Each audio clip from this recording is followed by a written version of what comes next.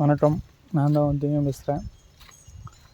இன்றைக்கி நம்ம பார்க்க போகிறது என்னென்னா, எப்போவுமே வந்து நம்ம கூட சிரித்து நல்லா பேசுகிறவங்க வந்து நமக்கு நல்ல ஒரு ஃப்ரெண்டாகவோ நல்ல ஒரு கைட் பண்ணுறவங்களா இருக்கணும் மட்டும் நினச்சிக்காதீங்க.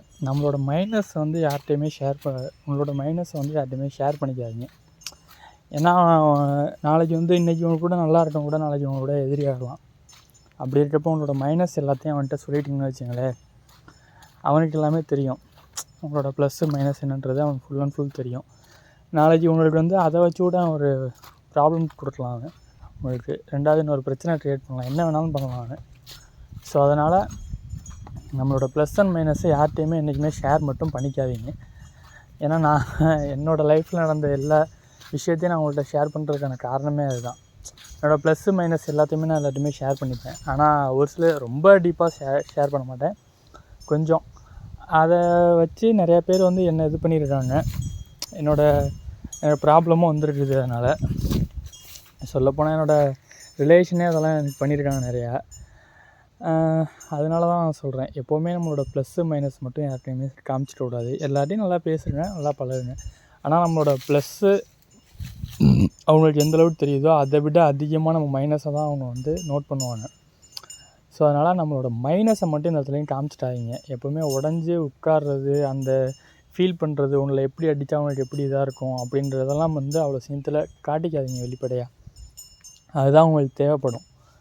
நம்மளை சுற்றி இருக்கிறவங்க வந்து எல்லாருமே நம்மளை நல்லவங்க அப்படின்ற மாதிரி மைண்ட் செட்டில் என்றைக்குமே இருக்காதீங்க. ஏன்னா அவன் வந்து எப்போவுமே நம்ம முதுகில் குத்துவான் அப்படின்ற மைண்ட் செட்டில் இருந்தால் தான் நம்மளுக்கு முதுகில் குத்துனாலோ இல்லை நேருக்கு நேர் நெஞ்சில் குத்துனாலோ நம்மளுக்கு வலிக்காது.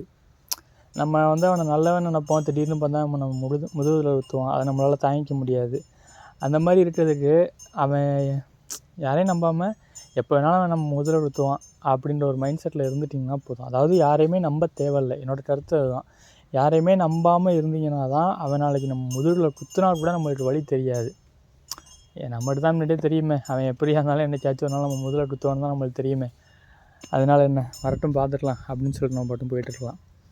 இதே அவனை நம்பி ரொம்ப அவன் கூட ரிலேஷன்ஷிப்பில் இருந்து திடீர்னு ஒரு நாளாக நம்ம முதுகில் குத்திட்டான்னு வச்சுங்களேன், அது ரொம்ப வலிக்கும் நம்மளுக்கு. ஸோ அதனால் அந்த மாதிரி இது பண்ணிக்காதீங்க. எப்போவுமே எந்த ஒரு கோபமும் எதாக இருந்தாலும் அவ்வளோ சீக்கிரத்தில் அவசரப்பட்டு வெளிப்படுத்தாதீங்க.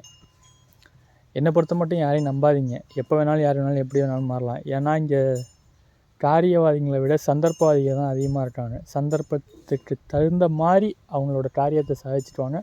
அந்த காரியம் முடிஞ்சோடனே நம்மளை கழட்டியும் விட்டுருவாங்க. அதாவது அவங்களோட சந்தர்ப்பம் வரும்போது நம்மளை யூஸ் பண்ணிப்பாங்க. அந்த யூஸ் பண்ண அவங்களோட தேவை முடிஞ்சதுக்கப்புறம் நம்மளை தூக்கியும் போட்டுருவாங்க. ஸோ அதனால் சந்தர்ப்பவாதிகள் அதிகமாக இருக்காங்க, பார்த்துக்கங்க. Thank you friends.